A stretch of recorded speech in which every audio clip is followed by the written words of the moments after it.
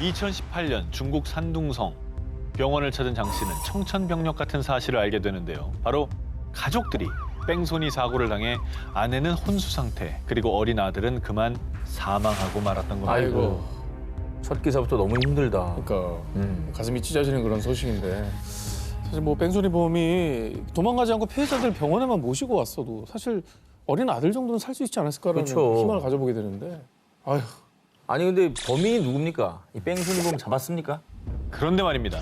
아들을 잃은 장 씨는요. 어떻게 이런 일이? 내가 죽어야지.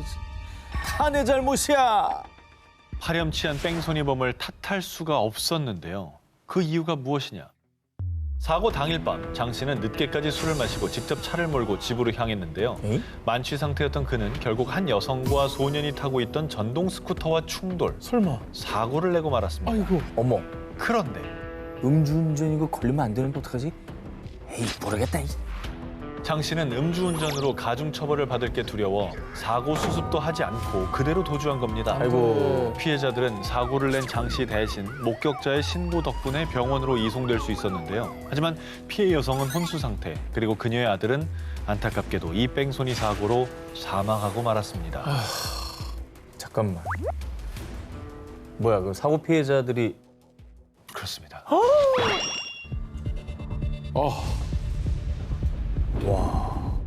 얼마 뒤 공안에 체포된 장 씨는요. 뒤늦게 자신이 낸 뺑소니 사고 피해자들이 자기 가족인 걸 알게 됐고요. 와. 그리고 자기 손으로 아들을 죽였다는 사실을 알게 된 장 씨는 다음 날 사고 현장에서 몸도 제대로 가누지 못하고 오열했습니다. 아, 너무 안타깝다. 진짜 이게 무슨 운명의 장난입니까? 가중처벌이 뭐라고. 뭐 누구를 원망하겠어요? 그 누굴 원망해요? 본인이 저렇게 했으면. 자기가 도망갔잖아요. 그 수습했으면 좀 이런 일까지 없었을 텐데. 다 살았을 수 있지. 세상에 귀하지 않은 목숨은 없습니다. 뺑소니가 아닌 다른 선택을 했다면 그에게 닥친 가혹한 운명도 달라지지 않았을까요? 자, 두 기자님 혹시 어린 시절 6살쯤에 동네에서 같이 놀던 친구들과 지금도 연락하시나요? 6살? 아, 쉽지 않다. 기억도 안 나. 나 6살이면 1980년이야. 많은 저 제작진이 깜짝 놀라고 있어요. 내가 말하고도 깜짝 놀랐다. 탄식이 나오네요. 정 기자님 어떠세요? 정 기자님도 저는 크게 막 이사를 많이 다니거나 그러지 않았잖아요. 근데 목동인데 근데 그때 친구들은 모르겠네. 진짜 이름은 기억나는데 뭐 하고 사는지 몰라요. 대부분 연락이 끊기고 기억 속에 잊혀지는 경우가 대부분이겠죠. 그럼. 자, 이번에 소개해드릴 특종은 어린 시절의 특별한 추억을 가진 주인공의 사연입니다. 자, 2011년 영국 한 대학교에서 만나 연애를 시작한 하이디 파커와 에드 사빗. 두 사람은 4년간의 열애 끝에 2015년 결혼을 약속했고요. 사빗은 설레는 마음으로 여자친구인 파커의 부모님 댁을 찾아가 처음으로 인사를 드렸습니다. 그리고 함께 저녁을 먹으며 화기애애한 시간을 보내던 중 파커의 어머니는요. 너 어렸을 때 터키 놀러 갔던 거 기억나지? 그때 같이 놀던 남자 이름도 에드 사빗이었는데 참 신기하다 얘. 자, 20년 전 파커가 6살이었을 때 가족 여행으로 갔던 터키 한 해변에서 우연히 동갑내기 남자아이를 만나 같이 재미있게 놀았었는데 그 아이의 이름도 남자친구의 이름과 똑같은 에드 사빗이었던 겁니다. 하지만 워낙 오래전 일이다 보니 파커는 그 아이를 기억하지 못했고요. 사빗 역시 그 아이가 자신과 동명이인이겠거니 생각했는데요. 근데 그러기엔 이름이 너무 특이해. 근데 이제 본인도 기억을 못했던 거예요. 내가 가서 놀았는데도 기억이 안 나고. 그걸 기억하는 어머니도 대단하시다. 그때 잠깐 놀았을 거 아니야? 이 휴가 뭐 일주일이면 일주일 동안 같이 놀던 근데 그때 그 잘 모르는 집 애인데. 둘이 너무 재밌게 놀았었나 봐. 그러니까. 마침 파커가 20년 전 그 남자와 같이 찍은 사진이 있었습니다. 그리고 그 사진을 확인한 파커의 남자친구 사빗의 반응은 아니 잠시만요. 이거는 제가 맞는데요? 정말 놀랍게도 파커가 20년 전에 휴가지에서 만나 함께 놀았던 그 친구가 지금의 남자친구 에드 사빗이 맞았습니다. 그 둘이 결혼한 거야? 자, 이 사실을 알게 된 파커는요. 아직도 실감이 나지 않지만 저와 사빗의 만남은 정말 기적과도 같은 일이에요. 두 사람은 6살 때 수영복을 입고 함께 사진을 찍었던 당시의 모습을 그대로 재현. 이 사진을 청첩장에 실어 2016년에 결혼식을 올렸다고 합니다. 와, 대박. 자, 진짜 웃긴다. 둘이 죽이 진짜 잘 먹었네. 저렇게까지 사진도 많이 찍고 되게 좋았나 보다 그냥 말없이.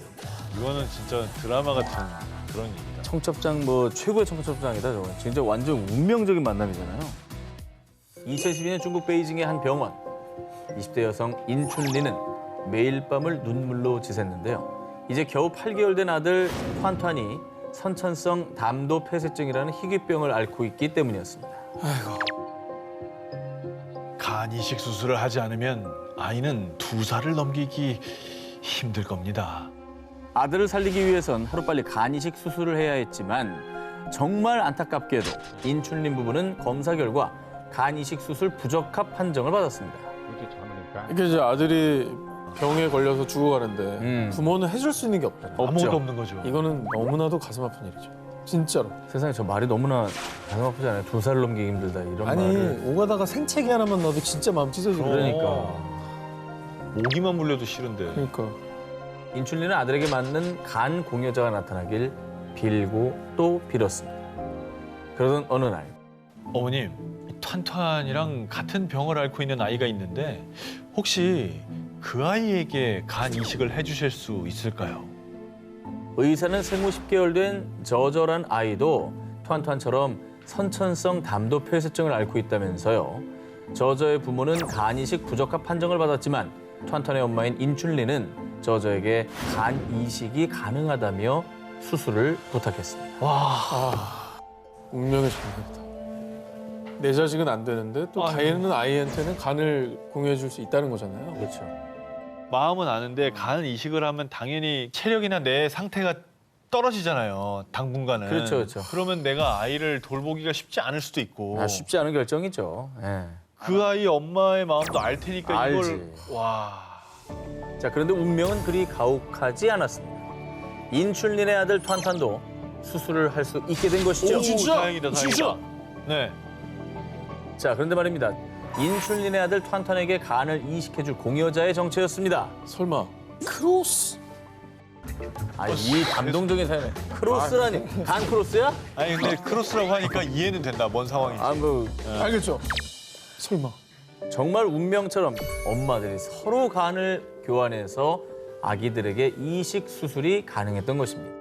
이거는 진짜 그냥 엄마가 둘이고 아들이 둘인 거네. 그러네. 그렇지. 그러네. 한 가족인 거죠, 사실. 진짜. 기적적으로 이어진 두 가족. 엄마들은 당장 상대방의 아이에게 간 이식 수술을 하기로 결정했고요. 17시간의 긴 수술 끝에 정말 다행히도 네 사람은 건강하게 퇴원했습니다. 이야. 너무 아름답다, 아름답죠? 아름답다. 축하합니다. 진짜. 서로 얼마나 고맙고 얼마나 뭐 생명의 은인이잖아요. 서로 은인이에요, 서로 은인. 아이고 정말 정말 축하합니다. 이런 인연을 일이. 맺으셨네. 2020년 6월 미국 워싱턴주의 한 교도소. 뭐야? 네가 왜 이 방에 있어? 새롭게 교도소에 수감된 쉐인 올즈비는요. 교도소에서 한 수감자를 보자마자 표정이 일그러지며 분노했습니다. 이거는 뭔가 자기가 아는 사람인데요. 그것도 아주 원한이 강한 자기를 배신했거나. 배신자. 그럴 수 있지. 네. 쉐인 골즈비는 2017년 경찰차를 훔쳐 달아나던 중 경찰에게 부상을 입힌 혐의로 징역형을 선고받았습니다.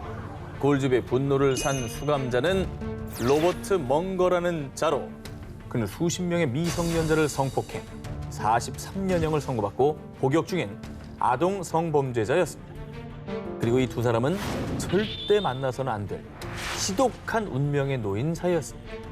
사실 멍거가 성폭행을 저지른 피해 미성년자 중 한 명이 골즈비의 여동생. 엄마. 자, 그러니까 골즈비는 여동생을 성폭행한 세상에 둘도 없는 원수와 한 방에서 만난 겁니다. 이건 좀 위험해 보이는데요. 뭔 일 날 것 같죠? 이건 누구라도 이거는 가만 놔둘 수 없는. 야, 네 동생이 나를 보고 벌벌 떨더라. 제발 살려달라고. 그렇게 원하는데, 아유, 어찌나 재밌던지. 가만히 있어도 모자랄 판에 그걸 긁어. 야, 저건 진짜 나쁜 놈이네. 평생 사죄를 해야 될 판에 저거 반성도 안 하고 저거를 진짜 나쁜 놈이네. 천벌받을 놈이네 진짜. 이 같은 일이 반복되자 골즈비는 결국 화를 참지 못하고 멍거를 무자비하게 폭행, 큰 부상을 입은 멍거는 곧바로 병원에 옮겨졌지만 결국 사망하고 말았습니다. 그러니까 이렇게 된다니까. 이게 그렇죠. 그러면 이게 본인은 더 큰 죄인이 되는 거예요, 이게. 아니 저 오빠가 사람을 죽였으니까 잘못했는데 이거는 오빠 어차피 마음도 인지상정으로 난 이해가 가요. 솔직히 심정적으로는 아이, 이해가 그럼. 가잖아. 그러니까 그게 벌어지기 전에 교정당국에서 이걸 좀 나눠놨어야죠. 당시 교정국은 골즈비와 멍거와의 관계를 미리 알지 못했다고 해명했습니다. 결국 이 사건으로 또다시 재판에 선 골즈비. 제게 왜 이런 일이 일어났는지 모르겠어요. 그 자식이 평생 감옥에서 보내는 걸 보고 싶었을 뿐. 결국 골즈비는 25년형을 추가로 선고받았다고 합니다. 운명이 정말 가혹하네요, 진짜. 이건 정말 가혹하죠. 너무 화나는 상황이다 이거. 그래. 2017년 대만 2년간 열애를 이어오던 린 샤오펜과 리안 지챙은 정식으로 결혼을 약속. 그리고 샤오펜은 곧 남편이 될 지챙에게 조심스럽게 이야기를 꺼냈는데요.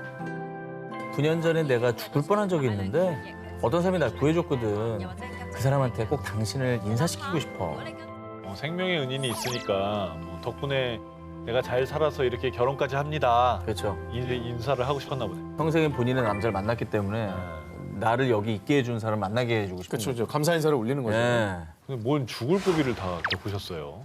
네, 9년 전인 2008년 샤오펜은 큰 교통사고를 당했는데요. 당시 출혈이 심각한 데다가 샤오펜은 지혈이 잘 되지 않는 혈소판 감소증을 앓고 있었기 때문에 생명이 매우 위독한 상태였습니다.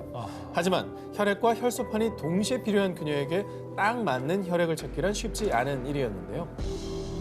정말 위험했네요. 근데 어쨌든 그 순간 기적적으로 도움을 준 분이 있었다는 얘기네요. 그렇습니다. 샤오펜의 생사의 갈림길에 서 있던 그때 정말 기적처럼 익명의 헌혈자가 나타나 응급 상황이었던 샤오펜을 구한 겁니다. 그리고 그 익명의 헌혈자는 정기적으로 병원을 찾아 혈액을 공급. 덕분에 샤오펜은 치료를 받는 동안 그 헌혈자의 혈액을 수혈받아 건강을 되찾을 수 있었던 겁니다. 익명이었다니 또. 정말 감사한 분이네. 한 번도 아니고 여러 번. 천사네, 천사. 익명으로. 이게 혈액이 21세기 과학으로도 만들 수가 없어요. 헌혈밖에 방법이 없거든요. 그런데 이제 저렇게 누군가가 도움을 준 거는 진짜로 생명을 구한 거나 마찬가지죠. 놀랄 만한 소식은 지금부터입니다. 그런데 말입니다. 나도 비슷한 시기에 자기가 입원했던 그 병원에서 헌혈을 여러 번 했는데. 아이, 설마 진짜? 에이, 설마 오늘 다 싫어합니까? 이게 드라마에서 이런 내용이죠? 이거 아니에요. 그러면 너무 자기적이라 소리 듣습니다. 이게 말이 되나?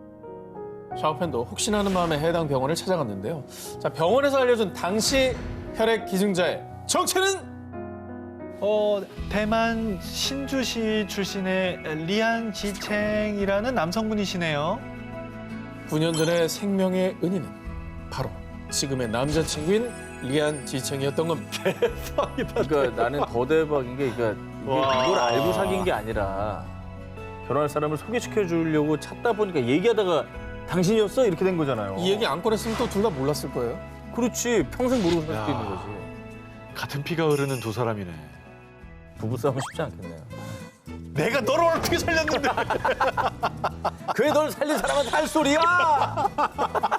이럴 만한 말을 하실 인품이 아니십니다. 네. 저분은 혹시 나고 9년 전 자신을 살릴 생명의 은인이 남자친구 지챙이였다는 걸 알게 된 샤오펜은요.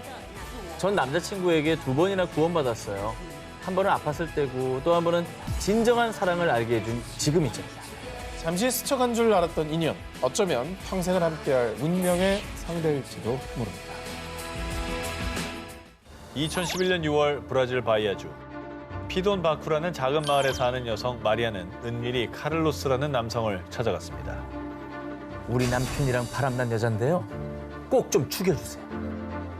그래도 살인 청부는 아니지. 살인은 아니에요. 그래서 이게 결국에는 안 좋은 일이 벌어진 겁니까?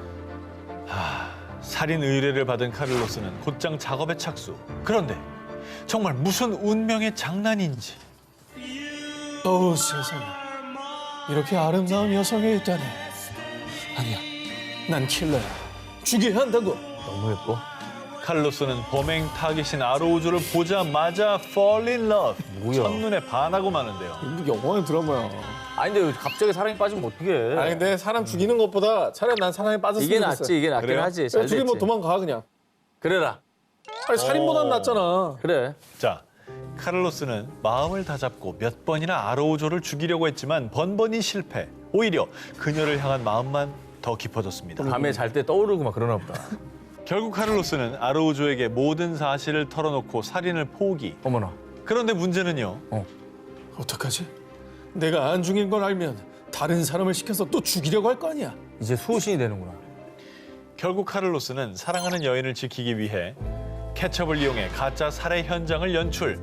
의뢰인 마리아에게 아로우조를 죽였다고 거짓말을 했고요. 되게 리얼하겠다 근데. 자신의 목숨을 살려준 카를로스에게 아로우조 역시 사랑에 빠지며 두 사람 사이는 더욱더 깊어졌는데요. 어쨌든 뭐 결말은 아무도 안 죽고 지금 잘 끝난 거 아닙니까? 이대로 끝났으면 좋겠는데요. 그러던 어느 날 뭐야? 저 여자가 왜 살아있어? 아니, 저 사람은?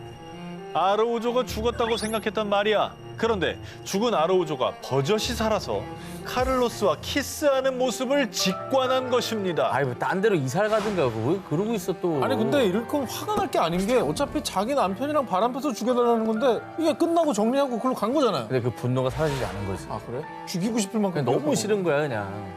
남편이랑 어떻게 되든 말든. 분노에 찬 마리아는 아로우조가 자신의 돈을 훔쳤다며 거짓 신고를 했고요. 이에 카를로스는 도둑으로 몰린 여자친구를 구하기 위해 경찰서에 찾아가 모든 사실을 자백. 결국 살인 청부 사건의 모든 전말이 밝혀지게 됐습니다. 2018년 중국 구어 씨는 어렵게 얻은 외동딸의 결혼 준비를 위해 예비 사돈과 만났는데요. 자 그런데 얼마 후 구어 씨는 갑자기 딸의 결혼을 극구 반대했습니다. 어머, 왜요? 예비선언을 만나자마자? 원수 집안이었네. 그러니까 뭐가 원수가 있네. 자 먼저 예비 사돈과 만난 날로 돌아가 보겠습니다.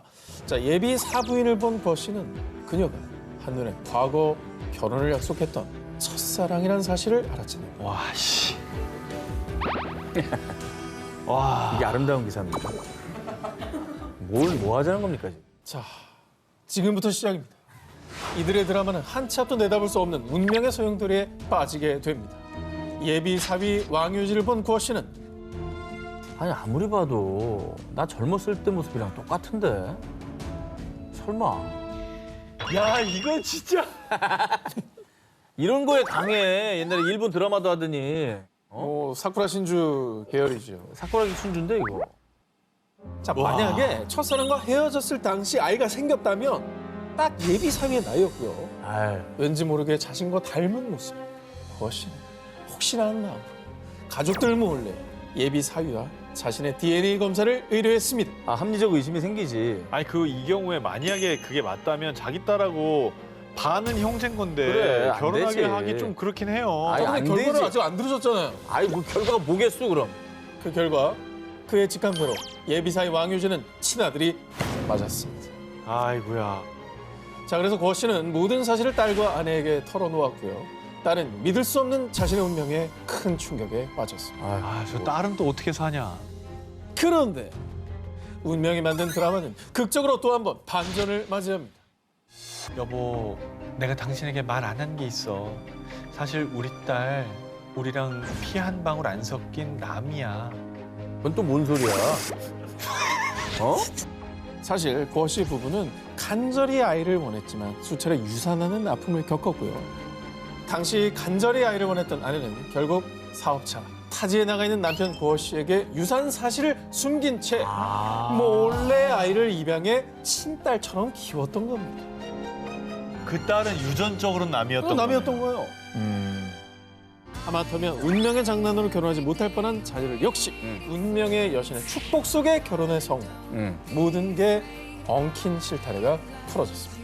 둘은 진짜 운명적인 만남이긴 하네. 그럼 여기서 제일 황당한 사람은 그 아들의 아빠예요. 그러네. 근데 우리는 안 좋은 쪽을 보지 맙시다. 우리 행복한 커플의 결혼을 축하해 이렇게 줍시다. 이해간 거냐. 2018년 12월 29일 케냐 난디 카운티의 한 도로에서 6명이 교통사고로 사망하는 사건이 발생했습니다. 당시 참혹한 사고로 3살 된 아이를 둔 젊은 엄마이자 복학을 앞둔 대학생 막시밀리안 케무타이가 세상을 떠나고 말았습니다. 동사가 무서워요, 그죠? 그러니까요. 그런데 케무타이의 사연이 알려지자 사람들은 하나같이 신도무심하시지. 어떻게 이럴 수가 있어. 이처럼 잔인한 운명이라니 믿을 수 없어. 그녀에게 닥친 잔혹한 운명을 두고 하늘을 원망했습니다. 도대체 어떤 운명이었길래 사람들이 이토록 안타까워했느냐. 사고 발생 사흘 전 케무타이는 쇼핑센터에 들렀다가 오토바이 택시를 타고 집으로 돌아오던 중 마타투라 불리는 미니버스와 충돌. 다행히 버스 기사가 재빨리 브레이크를 잡아 경미한 타박상만 입고 무사히 귀가할 수 있었습니다. 그리고 그녀는 SNS를 통해 큰 부상 없이 목숨을 건진 건 신의 도움 덕분이라며 자신에게 일어난 기적을 전했는데요. 그러니까 3일 전에도 교통사고가 났었던 거네요. 아유, 네. 참. 그때는 목숨을 건질 수 있었지만 또 3일 뒤에 이렇게 비극이 찾아왔던 거네요. 어떻게 사흘 만에 이렇게 교통사고가 연달아 나죠? 그러니까요. 자, 그런데 사흘 만에 사고가 난 것도 정말 안타깝지만 그녀의 운명은 잔혹 그 자체였습니다. 사고가 난 지 사흘 후 그녀는 사고 관련 경찰 조사 때문에 자신이 탑승했던 오토바이 택시 기사를 만나기 위해 집을 나섰다가 사고를 당한 건데요. 그런데 무슨 운명의 장난인지 그녀가 목숨을 잃은 장소는 사흘 전 사고가 났던 바로 그 자리였습니다. 어머. 그리고 이번에도 역시 미니버스와 충돌. 첫 사고에서는 브레이크 덕분에 살아났지만 이번엔 아이러니하게도 브레이크 고장으로 인한 사고로 사망에 이르고 말았는데요. 결국 한 번은 운이 좋게 목숨을 지켰지만 사흘 후 같은 자리에서 죽음을 맞이한 겁니다. 아유. 안타깝네요. 2021년 5월 베트남. 무료했던 쿠옹은 평소처럼 SNS에 올라온 동영상을 둘러보고 있었는데요. 와, 이 사람 춤 완전 잘 춘다. 아, 뭐야? 이 사람 왜 이렇게 웃겨? 잠시만. 이 사람이 왜 여기 있지? 우연히 한 영상을 보고 깜짝 놀란 쿠옹. 어떤 영상인지 함께 만나보시죠. Ăn cơm chưa? 한국인 아니에요? Ăn cơm chưa? Ăn cơm chưa? 그냥 노숙자 같은데. Ăn cơm nhá. 이거 왜 놀란 Ăn 거죠? cơm nhá. 아는 사람인가요? 아는 사람이니까 놀란 거 아닐까요? 자, 먼저 이 영상의 정체부터 말씀드리자면 베트남 동북부 지역 뚜엔광에 거주하는 주민 응웬 안투에트가 10년 전부터 동네를 떠도는 노숙인을 촬영한 것으로요. 노숙인의 건강 상태를 걱정하며 혹시나 가족을 찾을 수 있을까 하는 마음에 SNS에 업로드를 했었던 겁니다. 아, 그 마음으로. 좋은 분이네요. 좋은 분이네요. 혹시나 이걸 보고 이제 연락이 올까 봐. 사실 노숙자 무심하게 지나칠 법도 한데 그렇죠. 다 저렇게 촬영을 해서 올려주니까 근데 영상 속의 노숙인이 뭐 쿠옹이 아는 사람이었던 건가요? 왜 이렇게 놀란 거죠? 자, 단순히 아는 사람이 아니었습니다. 정말 놀랍게도 SNS 영상 속 허름한 행색의 노숙인이 11년 전 실종된 남편 딘 반투와 너무나 똑 닮아 있었던 겁니다. 남편? 네? 아니 그럼 남편이 왜 집에 안 오고 노숙을 하죠? 비진. 네, 빚쟁이한테 쫓기나? 뭐 그럴 수 있지. 아니, 닮은 사람일 수도 있잖아요. 남편이랑 보장이 없잖아. 네, 들어보십시오. 사실 쿠옹의 남편 딘 반프는 11년 전 정신질환 증세로 입원을 했지만 갑자기 행방불명. 그렇게 쿠옹은 11년째 남편의 생사도 알지 못하다가요. 정말 우연히도 SNS에서 실종된 남편과 똑 닮은 노숙인을 발견한 겁니다. 쿠옹은 혹시 남편이 아닐까 SNS 게시자에게 메시지를 전송. 저희 남편 가슴에 문신이 있었거든요. 혹시 그 노숙인 가슴에도 문신이 있는지 확인해 주실 수 있을까요? 남편의 예전 사진을 보내 확인한 결과 노숙인의 가슴에서 남편과 똑같은 문신을 확인. 남편이네. 그 노숙인이 11년 전에 실종됐던 자신의 남편 딘 반투라는 사실을 확인했습니다. 아, 이게 웬일이야. 쇼폰 와. 그냥 이렇게 올려보다가 걸린 거 아니에요, 지금? 그렇죠. 그냥 뭐 아무거나 보다가 랜덤으로. 어떻게 그게 또 그렇게 보이냐? 와. 그러니까 이 남편은 정신질환이 있으니까 당연히 집도 못 찾고 자기가 누구라고 어디 가서 말도 잘 못하고 있었을 테고 그냥 저렇게 살았던 거네요. 네. 11년이나. SNS 영상 하나 덕분에 무려 11년 만에 남편과 재회한 쿠옹은 곧장 달려가 남편을 집으로 데려왔고 이 사연을 접한 누리꾼들은 운명이 만들어낸 기적이라며 감동적이라는 반응을 보였습니다. 아, 저 동네 주민 마음씨 좋은 것 때문에 덕분에 그렇지, 덕분에. 남편을 찾았네요. 그렇죠. 뭐 아무리 이게 운이 좋다고 해도 그러니까. 저분이 안 올렸으면 없을 일이었죠. 그러니까. 네. 2002년 미국 콜로라도주 아라파호 카운티에선 교도소의 이름을 한 사람의 이름을 딴 패트릭 제이 설리번 주니어 교도소로 변경. 뭐 미국 같은 경우에는 존 F 케네디 공항, 뭐 카네기 홀 등 이름을 딴 건물들이 굉장히 많잖아요. 그게 굉장히 본인에게도 명예로운 일이고. 그렇죠. 예. 근데 어떤 분위기길래 자기 이름을 딴 건물이 있는 거예요? 그 주인공은 1984년부터 2002년까지 약 18년간 아라파호 카운티의 보안관으로 근무한 패트릭 설리번. 그는 1989년 극악한 범죄자들에게 인질로 잡힌 10대 소년을 목숨 걸고 구출했고요. 평생을 지역사회를 위해 봉사하고 마약 퇴치에 앞장선 영웅이었습니다. 그래서 아라파호의 영웅인 설리번이 은퇴하자 그의 업적을 기리기 위해 설리번의 이름을 따 교도소의 이름을 변경하기까지 한 겁니다. 아, 저는 명예로운 일이네. 대대손손 뭐 가문의 영광이고 그럼요. 명예 아니겠습니까? 그런데 2011년 언론은 그를 향해 부끄러운 전 아라파호 카운티 보안관이라며 비난했고요. 사람들 역시 설리번을 향해 손가락질하며 분노했습니다. 아니 지역의 영웅이라고 했지 않았나요? 갑자기 왜 이렇게 찬양하다 비난을 해요? 아니 근데 진짜 사람 마음이 웃긴 게 아까 사진 봤을 때 와 진짜 인상 좋고 대단한 분이구나 했는데 뭐 반전이 있어요? 반전이 있습니다. 뭐야? 2011년 패트릭 제이 설리번 주니어 교도소에 한 범죄자가 수감됐는데요. 그런데 이 무슨 운명의 장난인 건지 수감된 범죄자가 바로 교도소 건물 이름의 주인공이자 아라파호 카운티의 전설 설리번이었던 겁니다. 자기가 자기 이름 걸린 건물로 다시 들어갔다고? 교도소잖아. 네, 수감된 거죠. 왜? 한때 범죄 소탕에 앞장섰던 그는 매춘을 목적으로 마약을 거래하는 추악한 범죄자로 전락. 갑자기 왜? 왜? 자신의 이름을 딴 교도소에 수감되는 씁쓸한 운명을 보여주었는데요. 결국 그의 이름을 딴 교도소는 2012년에 원래 이름으로 다시 변경. 그리고 그와 함께 일했던 동료 보안관들은요. 영웅에서 범죄자로 전락하다니 너무나 참담합니다. 아니 왜 갑자기 사람이 저렇게 변할 수가 있지? 야, 근데 자기 이름 붙은 교도소에 들어간 그 심령 어땠을까? 그러니까 아, 그게 제일 황당한 거죠. 진짜 황당하다 이거. 그리고 같이 일했던 동료들은 얼마나 배신감 느꼈겠어요. 자기 대선배고 존경하던 선배였을 거 아니에요? 평생 존경하는 선배라고 또 후배들한테 얘기도 해줬을 거라고. 한때 최고의 명예를 누렸지만 스스로 씁쓸한 운명을 자초한 한 사람의 불명예스러운 말로였습니다. 운명의 장난이다 이거 진짜.